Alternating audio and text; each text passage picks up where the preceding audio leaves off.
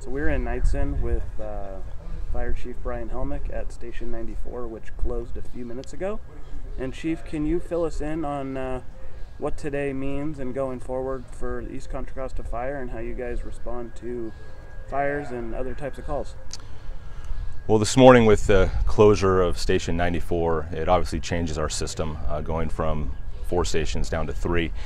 And that impacts us on multiple levels, not only administratively, operationally, but specifically to operations. It takes about 25% of our workforce off the street.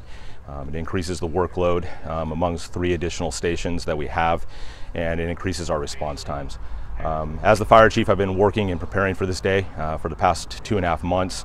We're working on making sure that our operational procedures are accurate and we're able to respond accordingly to multi-engine responses. To do so, we have a large area. We cover 250 square miles.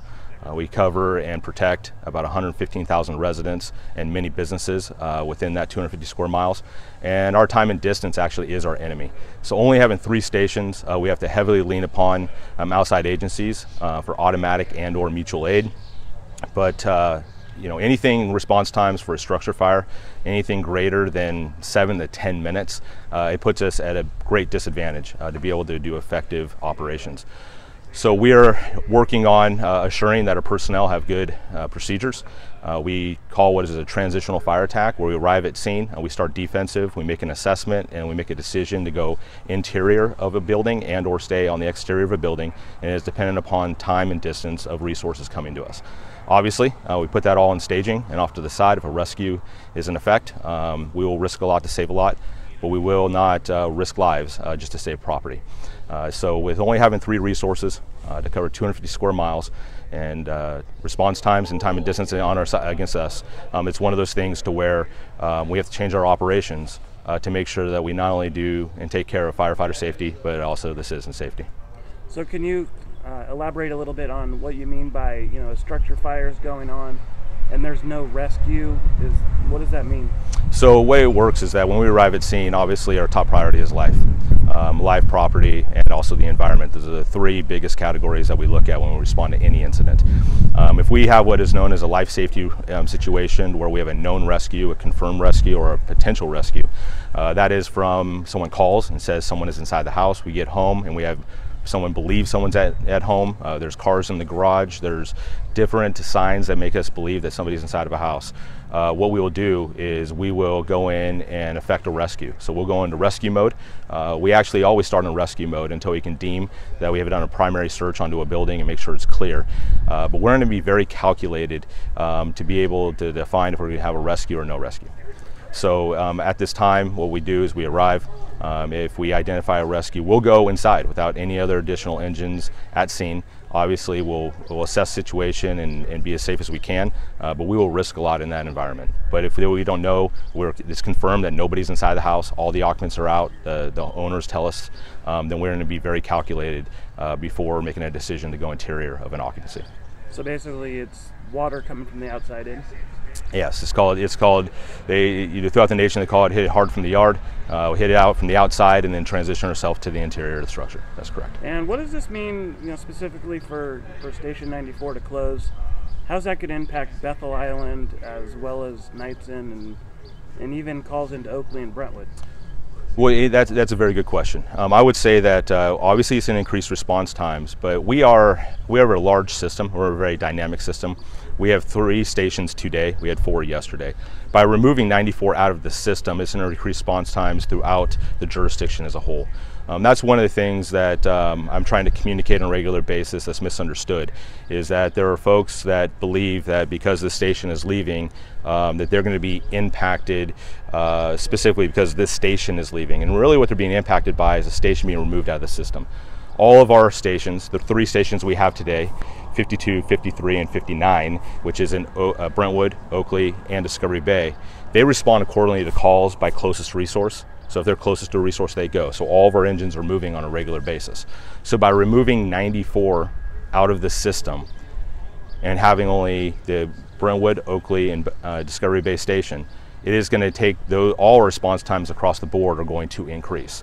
The only time that it would really affect Knightsen per se and or Bethel Island is if this if the engine was in quarters here in Knightsen. Furthermore, a lot of people don't know, and nor would they, that actually 93 and 94's response time to Bethel Island is very close to each other. There's a lot of times on multi-engine responses where 93 will beat 94 to the island. So response times across the board are going to increase. The workload is going to increase, but it's not specifically to Knightsen, it's throughout the whole system. And on a 3-station model, you guys previously had to deal with that for about a 9-month to a year period. That's correct. What does that do to firefighters on duty in terms of their recovery, and how did that work out for them? It's a really disappointing situation, losing apparatus. The reason I pause is because it puts a tremendous amount of additional workload on my guys, and in that regard, it increases the risk for them to be able to maintain what they're doing. What we do is a marathon, it's not a sprint. And the workload being transferred to the 3 additional stations, they're up longer, they run harder, and it's something that is not really sustainable, and it really concerns me. It concerns me because we get impacted, and people don't think a lot of times of what we do. It impacts us psychologically, but physically. But it's really important to also note that it is demoralizing losing a firehouse. It's demoralizing losing firefighters. We've lost 38 firefighters since 2012.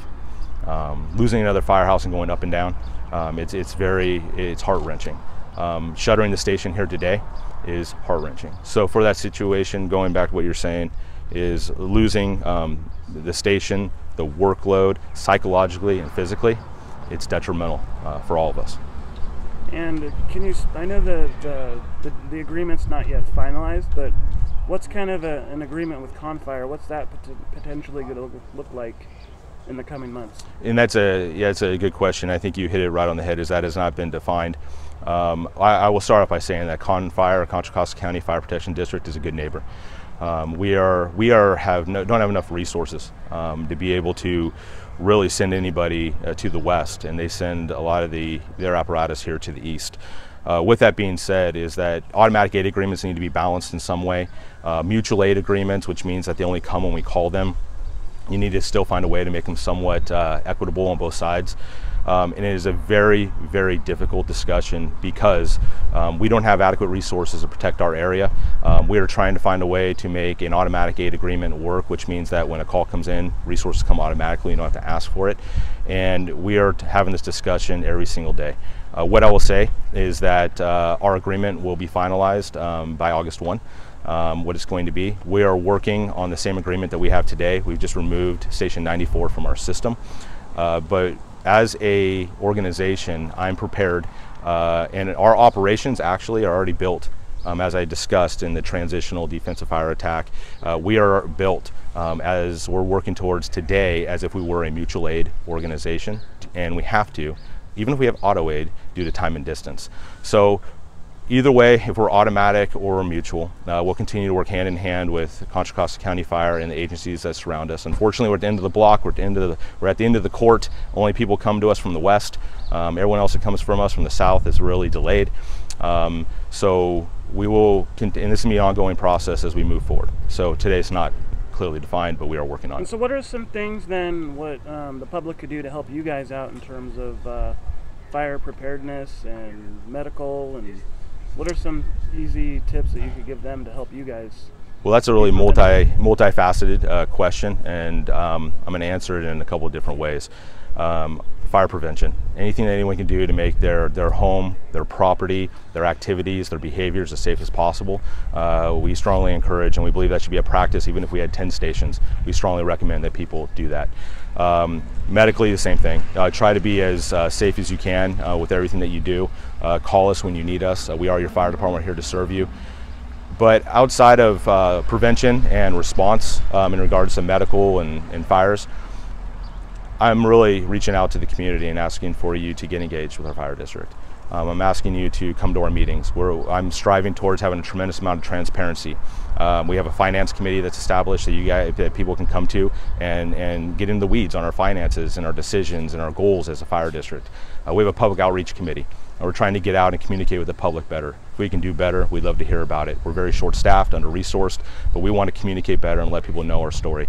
Come to our board meetings, the first meeting of every month, the first Monday of every month. We have a board meeting. We have open discussion about business items. So not only trying to be as preventative as you can, we're also asking people to be able to come and engage into the district. We'll share our story with us. We're doing the best we can with the resources we have. We're trying to be good stewards of what we have, and we need the community support, because this situation that we have will only be fixed if we do it as a community.